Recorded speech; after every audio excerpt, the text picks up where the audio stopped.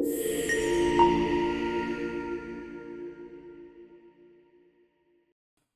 Everyone, welcome to கோடு தூக்கி. So இன்றைக்கி வந்து டே 64க்கான ப்ராப்ளம் வந்து பார்க்க போகிறோம். ஸோ டே 64க்கான ப்ராப்ளம் என்ன அப்படின்னா, சம் ஆஃப் நம்பர்ஸ். ஓகே, இப்போ சம் ஆஃப் 1 to n. இப்போ எக்ஸாம்பிளுக்கு நான் வந்து இன்புட் வந்து ஓகே இன்புட் வந்து லெட்ஸ் சே n அப்படின்னு வச்சுக்கலாம். ஓகே, இன்புட் n வந்து ஒரு 5 அப்படின்னு வச்சுக்கலாம். ஸோ சம் என்ன வரணும் அப்படின்னா, ரிசல்ட் அவுட்புட் என்ன வரணும் அப்படின்னா 1 + 2 + 3 + 4 + 5. ஸோ இது எல்லாத்தையும் ஆட் பண்ணால் நமக்கு என்ன வருமோ அந்த சம் தான் வரணும். ஸோ இப்போ டோட்டலாக ஆட் பண்ணால் 15. ஓகேவா? ஸோ இது இப்போ இந்த சம் ஆஃப் 5 வந்து நமக்கு வந்து 15 அப்படின்னு நமக்கு வந்து வரணும். ஸோ இந்த ப்ராப்ளம் வந்து ரொம்ப சிம்பிளாக தானே இருக்குது. இதில் என்ன பிரச்சனை அப்படின்னா, நம்ம இந்த ப்ராப்ளமை வித்தவுட் யூஸிங் லூப்ஸ், ஓகேவா? ஸோ லூப்ஸ் இல்லாமல் இந்த ப்ராப்ளமை வந்து நம்ம சால்வ் பண்ணணும். ஓகே, ஸோ நம்ம லாஸ்ட் வீடியோவில் ரெக்கர்ஷன் அப்படிங்கிற ஒரு விஷயத்தை வந்து நம்ம பேசிக்காக லேர்ன் பண்ணியிருந்தோம். அதே ரெக்கர்ஷன் கான்செப்ட் யூஸ் பண்ணி தான் இந்த சம் ஆஃப் நம்பர்ஸை வந்து நம்ம சால்வ் பண்ண போகிறோம். ஸோ ஃபஸ்ட்டு வந்து நம்ம லூப் யூஸ் பண்ணி எப்படி சால்வ் பண்ணுவோம்?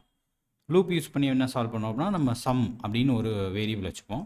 அதை வந்து இனிஷியலாக 0 அப்படின்னு வச்சுப்போம். ஓகே, அதுக்கப்புறம் நம்ம என்ன பண்ணுவோம், நமக்கு இன்புட் n வந்து இருக்குது அப்படின்னா நம்ம 1லேருந்து n வரைக்கும் நம்ம லூப் பண்ணுவோம். So loop 1 to n. ஓகேவா? ஸோ 1 to n இந்த இடத்துல 5 அப்படின்னா 1லேருந்து 5 வரைக்கும் நம்ம லூப் ரன் பண்ணுவோம்.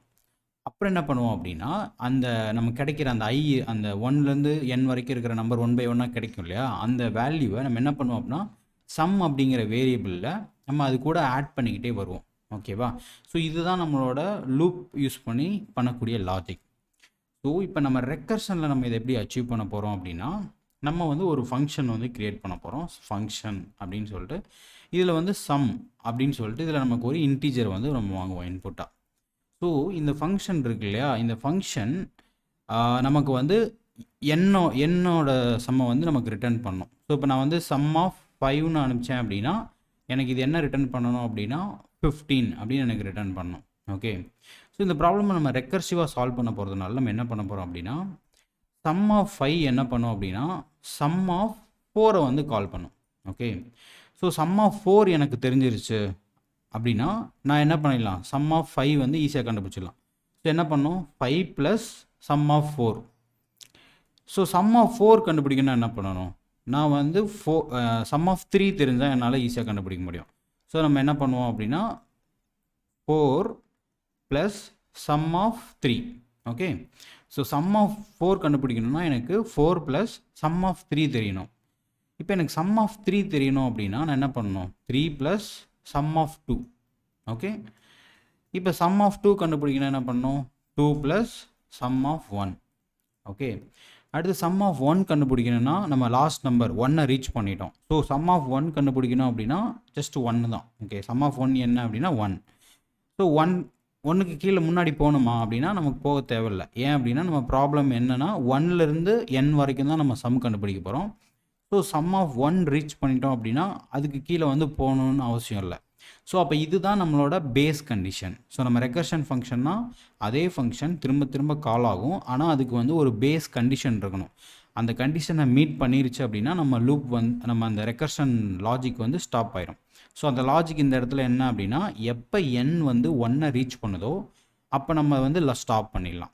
ஓகே, ஸோ இப்போ நம்ம இதோட கோடு எழுதலாம் அப்படின்னா நம்ம எப்படி எழுதணும், இஃப் n, ஓகேவா, n வந்து 1 விட கம்மியாக போயிடுச்சு அப்படின்னா, 1 விட கம்மியாக போயிடுச்சுன்னு இல்லை, 1 போயிடுச்சு, 1 விட கம்மியாக இல்லைன்னா 1 இதை ரீச் பண்ணிடுச்சு அப்படின்னா நம்ம ஜஸ்ட்டு ரிட்டன் n.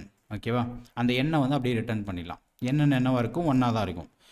இப்போ இன்கேஸ் n வந்து 1 விட பெருசாக இருக்குது அப்படின்னா நம்ம என்ன பண்ணணும், இங்கே பண்ண அதே லாஜிக் தான்.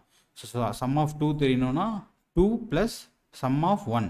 1ங்கிறது நத்திங் பட் 2 - 1. அதே மாதிரி சம் ஆஃப் 3 தெரியணும் அப்படின்னா 3 + சம் ஆஃப் 2. 2ங்கிறது என்ன, 3 - 1. ஸோ அப்போ இந்த இடத்துல என்ன அப்படின்னா சம் ஆஃப் எனக்கு என்ன தெரியணும், n - 1 தெரிஞ்சிடணும்.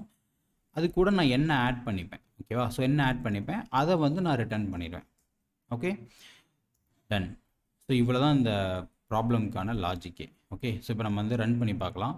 ஸோ சம் ஆஃப் 5ன்னு நான் கேட்குறேன், எனக்கு என்ன அவுட்புட் வருது அப்படின்றத நம்ம பிரிண்ட் பண்ணலாம். அவுட்புட் அது வந்து நான் ஜஸ்ட் கன்சோல் லாகில் அவுட்புட்டாக பிரிண்ட் பண்ணுறேன். ஸோ நம்ம சம் ஆஃப் 5ன்னு கால் பண்ணுறோம். ஸோ சம் ஆஃப் 5 போகும். 5 வந்து கண்டிஷன் வந்து ஃபால்ஸ். ஸோ அப்போ இங்கே என்ன நடக்கும் அப்படின்னா 5 ப்ளஸ் சம் ஆஃப் 4, ஏன்னா n-1 4. ஸோ அகைன் 4 வரும். 4ம் கண்டிஷன் ஃபால்ஸு. அப்போ இங்கே என்ன நடக்கும் அப்படின்னா சம் ஆஃப் 4 என்னவா மாறும் அப்படின்னா 4 ப்ளஸ் ஓகே சம் ஆஃப் 4 என்ன பண்ணும் அப்படின்னா 4 ப்ளஸ் சம் ஆஃப் 3யை வந்து கால் பண்ணும். ஓகேவா? ஸோ இந்த மாதிரி ரெக்கர்சிவாக கால் பண்ணிக்கிட்டே இருக்கும். எப்போ ஸ்டாப் ஆகும் அப்படின்னா எப்போ n வந்து 1 ரீச் பண்ணுதோ அப்போ வந்து ஸ்டாப் ஆயிரும். ஸோ இப்போ நான் வந்து நான் நோட் 64 ரன் பண்ணுறேன். ஸோ பார்த்தீங்கன்னா 15 அப்படின்னு நமக்கு வந்து கிடைக்கிது. ஓகேவா? ஸோ இதுதான் நம்மளோட ரெக்கர்ஷன் யூஸ் பண்ணி இந்த ப்ராப்ளம் வந்து சால்வ் பண்ணுறது. ஸோ ரெக்கர்ஷன் லாஜிக் இதே மாதிரி தான் எழுதணுமா? வேறு ஏதாச்சும் லாஜிக் வேறு டிஃப்ரெண்ட் சின்டெக்ஸில் எழுதலாமா? கண்டிப்பாக எழுதலாம். வாட் எவர் த சின்டெக்ஸ், நீங்கள் எந்த சின்டெக்ஸில் வேணால் எழுதலாம். பட் கான்செப்ட் வந்து இதுதான். நம்ம திரும்ப திரும்ப ஒரே ஃபங்க்ஷனை கால் பண்ணணும். அதுக்குன்னு ஒரு பேஸ் கண்டிஷன் இருக்கணும். அந்த பேஸ் கண்டிஷன் ரீச் ஆச்சு அப்படின்னா நம்ம அந்த ரெக்கர்ஷன் லூப் வந்து பிரேக் பண்ணுறோம். ஓகேவா? ஸோ அதை பிரேக் பண்ணி வெளியே வரோம். ஸோ ஓகே, ஸோ இந்த ப்ராப்ளம் அவ்வளோதான். ஹோப் உங்களுக்கு இந்த வீடியோ பிடிச்சிருக்குன்னு நினைக்கிறேன். பிடிச்சிருந்துச்சுன்னா மறக்காமல் லைக் பண்ணுங்கள். ஸ்டில் உங்களுக்கு டவுட்ஸ் கொஸ்டின்ஸ் இருந்துச்சுன்னா கமெண்ட் பண்ணுங்கள். உங்கள் ஃப்ரெண்ட்ஸ் யாராச்சும் கோடிங் கற்றுக்குறாங்க அப்படின்னா அவங்களுக்கு மறக்காமல் கோடு தூக்கி யூடியூப் சேனலில் ஷேர் பண்ணி விடுங்க.